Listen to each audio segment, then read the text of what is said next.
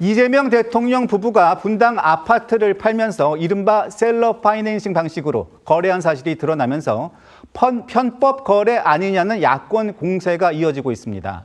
논란이 가라앉지 않자 청와대는 내일 부동산 대토론회를 앞두고 잇따라 해명 입장을 내고 있는데요. 오늘은 청와대 부대변인이 부동산 전문가와 함께 팩트체크성 유튜브 방송을 통해 적극 해명했습니다. 직접 들어보겠습니다.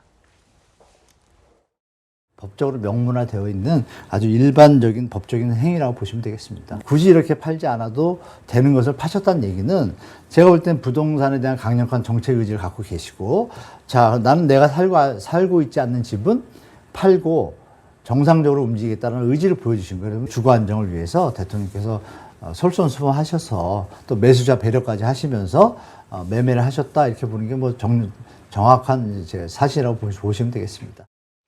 문승준 기자, 오늘 방송을 보면 그동안 청와대가 해온 해명을 좀 더 자세하게 한 것 그 정도로 제가 보이거든요. 맞습니다. 그러니까 방금 들으셨듯이 오늘 방송은 이 매수자를 배려한 거래였으며 이재명 대통령이 부동산 정상화 정책의 실현 의지를 보인 거라는 데 방점을 찍었습니다.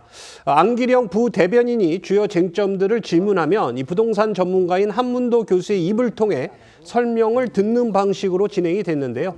한 교수는 이재명 대통령의 근저당 설정으로 매수인이 사실상 갭 투자를 한 것 아니냐는 이 안 부대변인 질문에는 법적으로 불가능한 지적이라고 일축했고요. 또 조합원 분양을 받은 뒤 팔면 경제적으로 이익이 된다고 안 부대변인이 운을 띄우자 한 교수는 집값이 더 오르는 것 계산 안 하고 대통령이 솔선수범한 거란 평가를 내놓기도 했습니다. 또 이재명 대통령이 매수인으로부터 이자를 받지 않기로 결정했다고 밝혔는데요. 이에 한 교수는 이 역시 대통령이 매수인을 배려한 것으로 보인다고 했습니다. 어제도 청와대는 언론 공지를 통해서 매수인의 사정을 배려해 등기 이전을 했고, 근저당 설정은 거래 당사자들의 민사상 합의에 따라 투명하게 진행됐다고 설명한 바 있는데요. 국민일보에 따르면요, 이 매수인도 근저당 매도는 재건축이 진행되는 단지에선 흔하게 이뤄지는 정상적인 거래라고 주장한 것으로 전해졌습니다. 17억 7천만 원만 근저당으로 설정한 이유는 현 세입자 사정을 고려한 거라는데요. 국민일보에 따르면 현 세입자가 새 전셋집을 구하지 못하자 실거주 의무가 있는 매수자가 전세 보증금 규모인 11억 3천만 원을 중도금으로 지급했고, 나머지 차액인 17억 7천만 원만 근저당이 설정됐다는 겁니다. 다만 이 대통령이 현 세입자에게 임대 보증금을 먼저 반환했는지는 확인되지 않았습니다. 어제 이 대통령은 국무회의에서 불법과 편법을 통한 부동산 불로소득이 국민화합에 저해된다고 지적했습니다. 이 대통령의 근저당 매도 방식이 논란이 된 와중에 나온 발언이라서 국민의힘에서는 당장 셀프 디스냐는 비판이 이어졌는데요. 이 대통령의 발언 먼저 들어보겠습니다. 현재 우리의 부동산 시장은 자산 불평등과 가계부채, 또 청년들의 고통과 소외를 심화시키는 주요 원인 중에 하나입니다. 불법과 편법이 동원되는 부동산 불로소득은 우리 사회의 공정, 상식을 파괴하고 국민 통합을 저해하는 가장 큰 주범이 됐습니다. 망국적인 부동산 공화국에서 벗어나 어제 이 대통령의 국무회의 발언이 나온 뒤에 국민의힘 안철수 의원은 SNS에 이 대통령 분당 아파트 매각을 풍자한 AI 이미지를 올렸습니다. 정은아 기자, 어떤 내용인지 설명해 주시죠. 네, 안 의원이 SNS에 올린 이미지, 불법, 편법 통한 부동산 불로소득이 국민통합 저해 주범이라고 발언하는 이 대통령의 모습과 맞은편 거울에 매도인 금융으로 부동산 등기를 넘긴 듯한 모습이 풍자된 모습입니다. 안 의원은 이 이미지와 함께 자기소개하냐 이런 짧은 문구로 이 대통령을 직격했고요. 장동혁 대표도 해당 발언을 겨냥해 자아 비판 중이라고 비꼬았습니다. 나경원 의원은 이 대통령 발언이 기가 막힌 셀프 디스라고 했고요. 청와대의 해명은 시세보다 싸게 팔아 부동산 정상화 의지를 보여줬다고 포장했는데 참담한 궤변이라고 비판했습니다. 정점식 원내대표는 이 대통령 발언에 최소한의 공감 능력마저 상실했다면서 아파트 외상거래야말로 편법의 전형이고 공정과 상식의 파괴라고 쏘아붙였습니다. 청와대가 진화에 나섰지만 오늘도 야권에선 편법 매도를 비판하는 목소리가 이어지고 있죠. 그렇습니다. 이재명 정부의 부동산 정책 기조를 정면 비판하면서 대립각을 세워온 이 오세훈 서울시장도 비판에 가세했습니다. 오 시장은 현행 부동산 규제가 시장을 얼마나 비정상으로 만들었는지 대통령께서 몸소 증명해 주셨다고 꼬집었고요. 또 대통령조차 집 한 채를 팔기 위해 이런 방법을 고민해야 하는 시장, 이보다 확실한 규제 실패의 증거가 어디 있겠냐면서 대통령에게는 방법이 있었지만 2억 대출 한도에 묶인 이 무주택 실수요자에게는 아무 방법이 없다는 말로 이 정부의 부동산 정책을 재차 직격했습니다. 그러면서 이번 거래에서 느끼셨을 그 답답함을 기억하신다면 내일 부동산 대토론회의에서 답할 수 있을 것이라고 날을 세웠는데요. 진종호 의원도 이 대통령이 매수인의 사정보다 이 무주택 서민과 청년의 현실을 먼저 배려해야 한다고 비판했습니다. 관련해서 국민의힘에서 나온 목소리 좀 더 들어보겠습니다. 이게 대통령이 사금융을 제공해가지고 본인의 아파트는 지금 팔았다는 거 아닙니까? 추가 해명도 당연히 필요하고 매매 대금을 정말로 10월 달에 지급하기로 한 게 맞다고 한다면 그때까지의 그러면 이자는 어떻게 정했고 대금의 지급을 어떤 방식으로 하기로 한 것인지 확인하는 것은 필요하다고 보여집니다. 도로를 봉쇄해놓고 자기는 지금 갓길을 간 거예요. 그렇게 우회하는 길을 생각하기 전에 그 시가를 낮추면 돼요. 예. 호가를 낮추면 아마 여러 사람이 나섰을 거예요. 손톱만큼의 손해도 보기 싫다는 거죠, 대통령이. 네, 반면에 야권에서는 이틀째 대통령을 둘러싼 집주인 대출에 대한 공세가 이어지자 민주당도 친명계를 중심으로 대응에 나섰습니다. 이 쌍방 합의 계약에 따라 절차대로 이행된 투명한 거래라고 재건축이 본격 추진되는 과정임을 감안하면 이익이 아닌 조합원 분양권을 스스로 포기한 결정이라는 취지로 반박한 건데요. 이 대통령이 경제적 이익을 포기하더라도 부동산 정책의 공정성과 신뢰를 확보하겠다는 의지를 보인 거라는 게 민주당 측 주장입니다. 관련해서 오전 민주당 최고위 회의에서 나온 발언도 직접 들어보겠습니다. 국민의힘이 대통령께서 손해보면서 매각한 부동산 거래를 두고 거짓 선동을 벌이고 있습니다. 부동산 정상화 의지를 말이 아닌 행동으로 보여준 것입니다. 장동혁 대표 6채 중에서 지금 몇 채 다 처분했습니까? 꼼수를 동원한 부동산 투기를 일삼았던 그들에게 국민의힘다운 상상입니다. 대도 않는 대통령 흠집내기를 당장 멈추십시오. 헛된 선동을 이제 중단하고 이런 가운데 무소속 한동훈 의원은 편법 매도 논란을 비판하는 걸 넘어서 아예 불법 가능성까지 거론하면서 이 대통령에 대한 세무조사까지 주장하고 나섰는데요. 관련해서 한 의원 주장을 들어보겠습니다. 국민들에게는 레버리지해서 집 사고 팔지 말아라. 그거 하면 세무조사하겠다. 이렇게 강하게 겁을 줘놓고 정작 자기 분당집을 팔면서는 듣도 보도 못한 방식으로 자기 스스로 근저당을 설정해서 17억인가요? 네. 그런 거액을 사적 거래를 일으켰습니다. 얼마 전에 국세청이 이렇게 얘기했거든요. 사적 채무를 일으키는 방식으로 하게 되면 이거 안 된다. 이런 레버리지도 안 된다고 했어요. 근데 정작 이재명 대통령이 국민들에게는 하지 말고 집 사고 팔지 못하게 해놓고 자기는 그걸 한 거죠. 한 의원은 이 대통령이 분당 아파트를 팔면서 매도인 근저당을 설정한 건 레버리지 거래라고 규정했습니다. 어제도 자신의 SNS에 이재명 정부는 레버리지 거래는 나쁜 짓이니 세무조사하겠다고 국민들 겁주지 않았냐며 이재명 정부 방침에 따라 국세청은 당장 레버리지 매도인 이 대통령을 세무조사하라고 촉구했는데요. 일각에선 사인 간 근저당을 활용하는 경우 그 과정에서 탈세 여지가 있다는 지적도 있습니다. 실제 국세청도 앞서 고가 아파트 취득 과정에서 대규모 현금을 동원해 취득했거나 사인으로부터 과도한 자금을 빌린 경우에 대해 집중 모니터링하겠다고 밝힌 바 있는데요. 다만 이 대통령의 근저당 매도 과정에서 탈세 의혹은 확인되지 않았고요. 국세청 측에서도 탈세 의혹이 있지 않는 이상 사인 간 채무에 대해 국세청이 들여다볼 이유는 없다는 입장입니다. 한편 세무조사를 주장하는 한 의원의 발언이 나온 뒤 민주당 정용기 의원은 비난의 힘 복당이 급하신 게 확실한가 보다고 쏘아붙였는데요. 전 의원은 이번 거래는 은행에서 돈을 빌려 부동산에 투자한 이른바 레버리지 거래가 아니며 레버리지라고 몰아가는 것은 국민을 현혹하려는 정치 공세에 불과하다고 반박했습니다. 네, 먼저 차재원 교수님께 먼저 질문 드리겠습니다.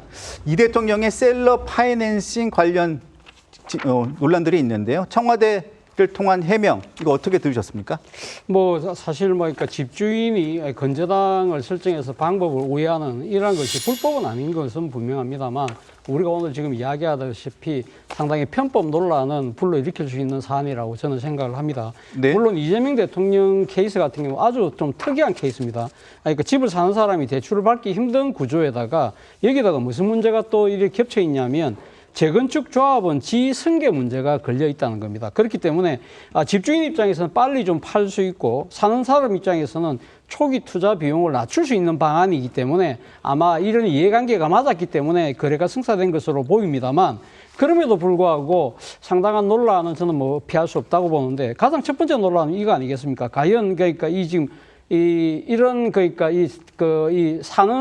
파는 사람이 건재당을 설정해서 사실상 사는 사람에게 돈을 빌려주는 방식이 과연 지금 자금 출처 조사나 이런 부분들에 대해서 과연 떳떳하게 소명이 될 수 있느냐. 만약에 대통령이 아니라고 한다면 일반인 경우에 그것이 허용될 수 있느냐 부분인데요. 이와 관련해서 사실 이번 지금 대통령 케이스 같은 경우는 17억 7천만 원을 건재당 건을 설정했잖아요. 아마 그렇다고 한다면 건재당을 조금 더 높이 설정하는 걸 감안을 할 때 아마 대략 한 17억 정도를 빌려주는 셈이 되는 것이거든요. 그 지금 청와대의 설명대로 하면 3개월 뒤에 사실은 잔금을 받아서 돈을 받겠다는 것인데 이거 17억을요 지금 대충 지금 시중에 지금 금리가 3.5에서 한 4% 정도를 받았을 때 치보면 대략 1,500만 원에서 한 1,700만 원의 이자가 발생한다는 거예요. 물론 대통령께서는 그 돈을 안 받겠다고 이야기를 하지만 일반 사인들 간에서 이러한 그 목돈을 안 받을 경우에